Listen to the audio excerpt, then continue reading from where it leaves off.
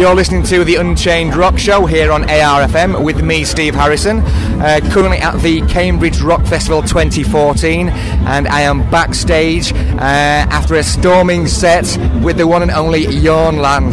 Jorn, thank you very much for taking the time out for talking to us here. No problem, man. It's lovely to be here. Yeah. How are you? That was an excellent set, I've got to say. Thoroughly enjoyed it. A storming set. So, Cambridge, how was it for you? Well, you know, Cambridge is the festival is legendary. So I mean, but the town itself is beautiful and historic. So I've done a lot. I've done the Indian restaurant. I've done the pub. So the pub is always important. Yeah, you know, that's what everybody loves about the UK. So, I think it was great. I mean.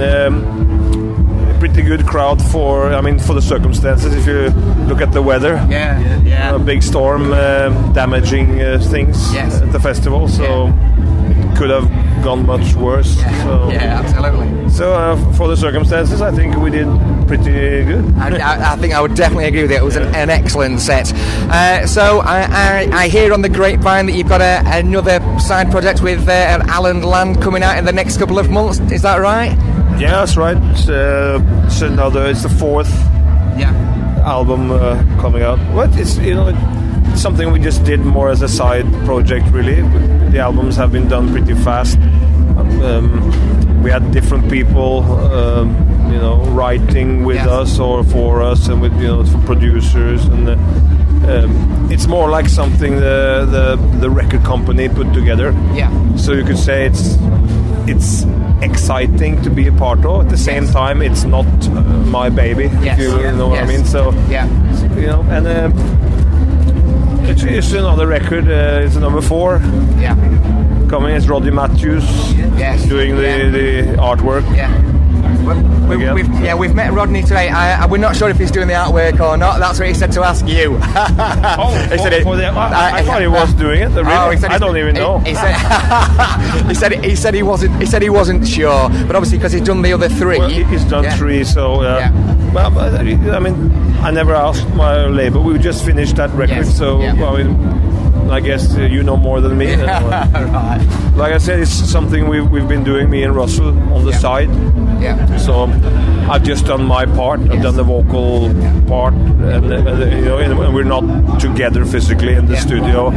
We're sending the files, and it's the modern way of recording, basically. So, and it's sometimes you have to do something also a bit like as a job. Yes. So we put our hearts into it, but we work a bit faster, and we try to adapt to the concept as it is, which we don't always like. But it's you have to be a bit open-minded today. Times are moving faster. You have to be more productive, creative, and deliver more products to survive in the business, basically. So that's why you have albums like the Jorn Lande records.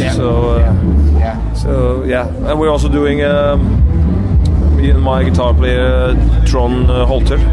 We're doing a concept album about or based on Bram Stoker's Dracula, which is done now. So it will be out early next year. It's pretty cool because it's never been done before, and there's some strong tracks on that one. It's a bit more melodic than some of the Jorn stuff, but strong songs. It's going to be interesting to see the reception of that one. The album is called Dracula Swing of Death. Right. So it has some 70s. Roots, and so some sort of like rock opera influences. You could say, but it's not. We don't have a storyteller, or it's not boring, long bits and pieces. That we've heard so many times the last couple of decades. Yes, indeed. It's more to the point. The songs are to the point. 4, 5, 6 minute long songs, and it's a melodic rock, heavy rock album, basically. So, but it has a lot of musical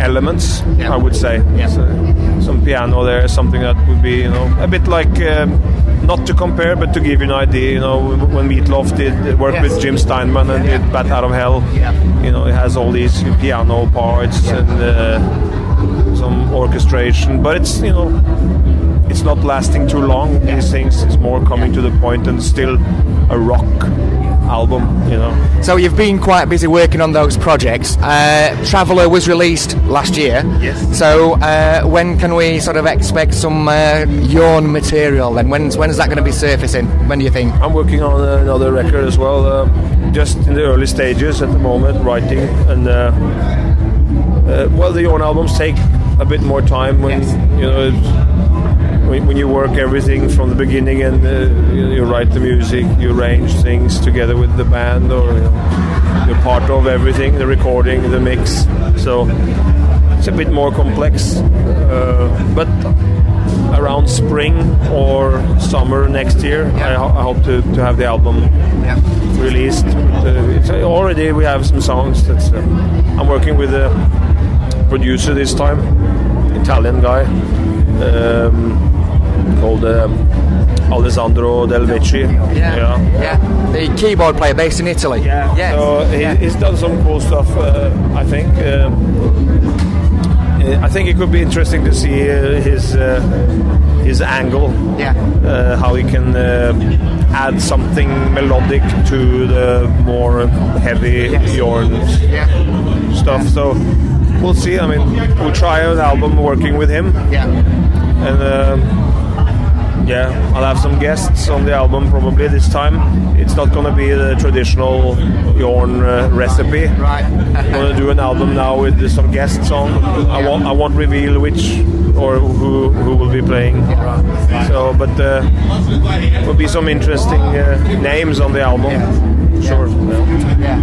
I'd like to sort of ask a question in relation to your work with Toby Sammet and Avantasia, and you've done some really sort of fantastic vocal performances with Avantasia. Thank you. Seriously, and with the last album, you weren't on the last album, and it was just as a fan of you and Avantasia and the music. I just wondered why, if there was anything. No, he asked me to do the album. It's just that when he approached me with it, he wanted me to commit to do the tour. Oh yes, of course. But the only problem was that the tour was almost 6 months. Yes, it was. Well, on and off here and there, but it was just too many shows. It would last from April till October or September, October. So that was the plan he told me at the time, and I just couldn't commit to do that.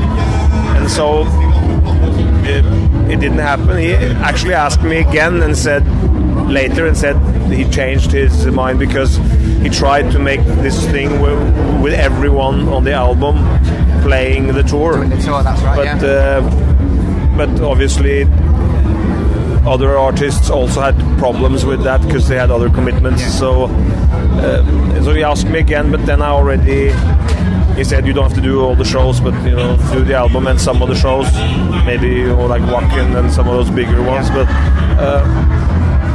But then I already made plans, and it was too late. I had stuff to record and shows to play with the Jorn band, so I couldn't do it, unfortunately. But maybe, who knows? Maybe again we'll do it again. There's nothing stopping you working with Avantasia again then? No, really. I mean, they're all great guys, great people. Of course, they are Germans. We won't hold that against them, though. We're not going deeper into that subject, but for being Germans, they are pretty He's a very funny nice. Toby is a very funny man. Yeah, very funny and very talented. If you look at everything he's capable of, nothing stops him.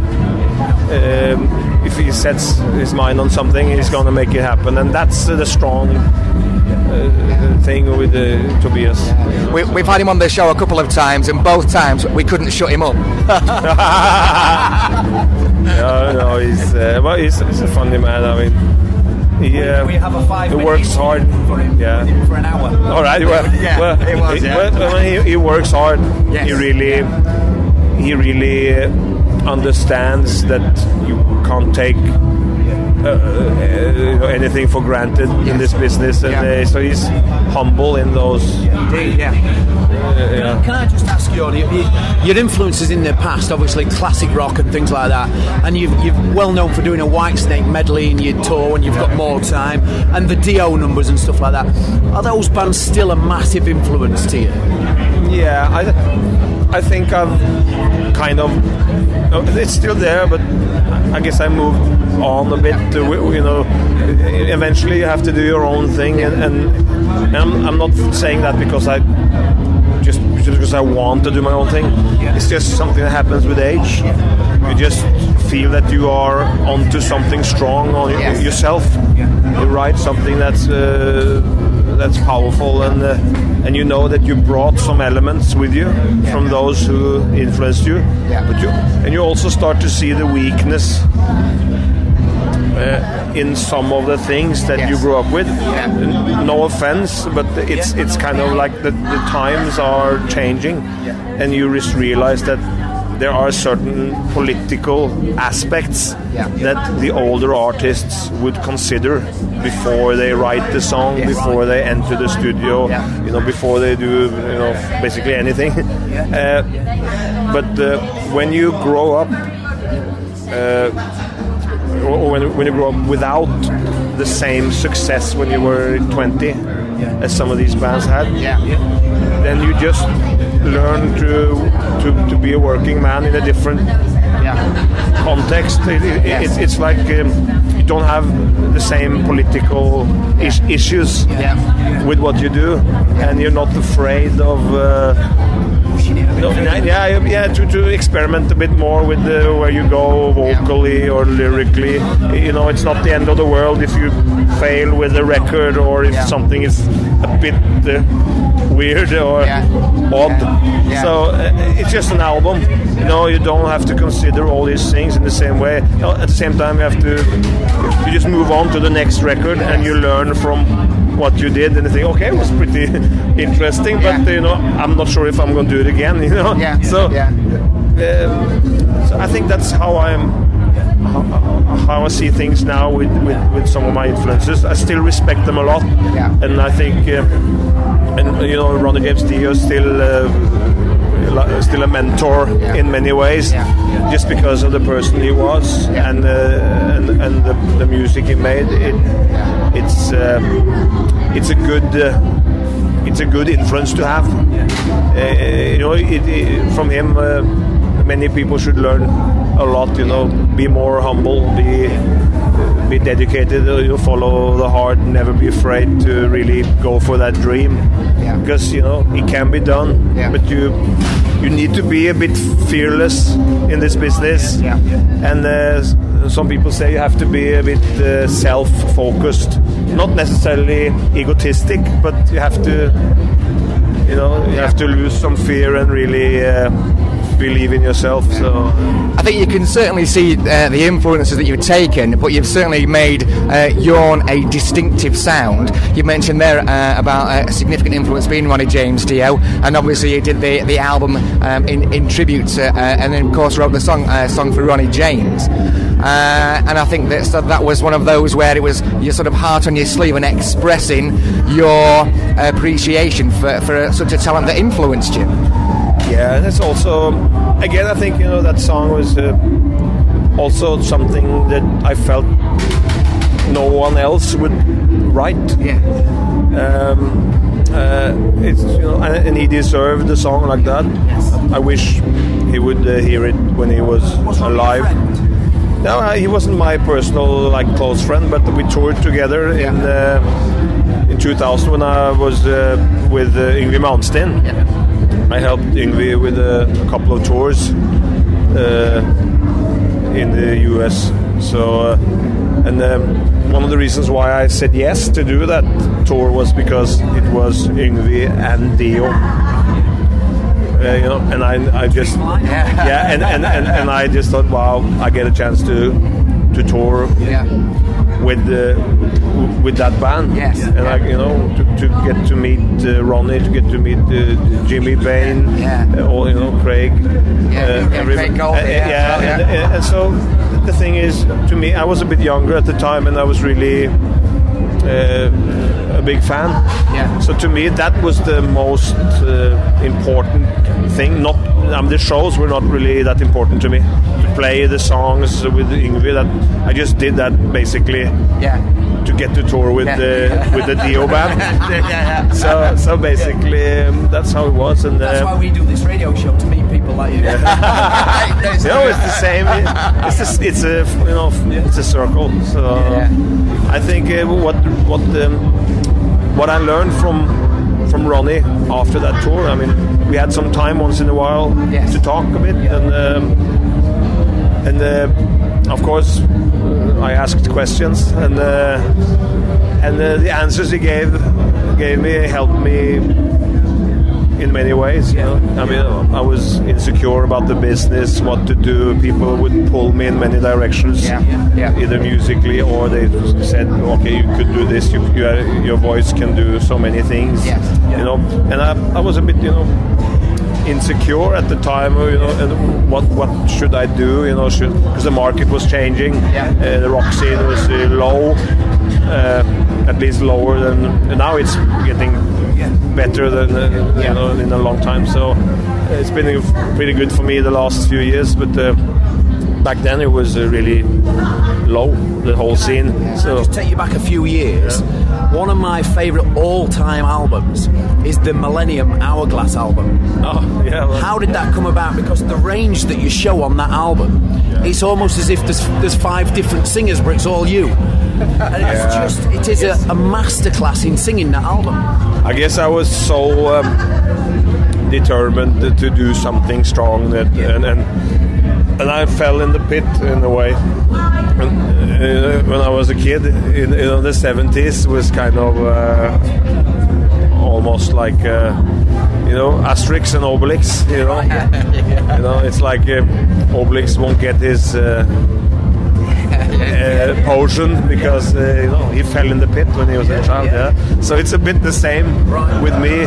All that great music of the 70s, and being young at the time, I would absorb everything, and I loved, you know, Kansas, Steve Walsh, the singer. They were fantastic.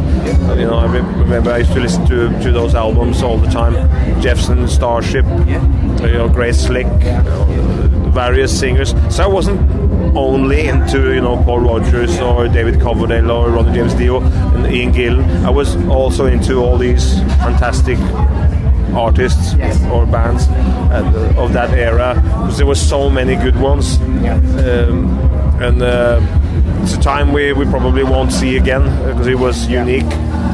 The bands would be able to kind of control their own, at least to a certain level, their own content. The labels would ask for a single or something if you did something uncommercial. They would say we need a radio song. So the bands would compromise and say, okay, let's do one. But you know, today it's a different scene. You know? Well, Jorn, we do appreciate you taking the time out to sit here and have quite a long chat with us. We really do appreciate it. Both myself and Gav are big fans and have been big fans for quite some time. We wish you every success with the Jorn Lande album. Thank you very much. Obviously, the Dracula project as well, and we look forward to hearing some more Jorn material next year as well. So, thanks very much. More UK dates. Yeah, well, definitely more UK dates. Hope so, for sure. We'd like to see you over here more often. Thank you. Yeah, love to be here, man. Cheers. Thank you. Cheers.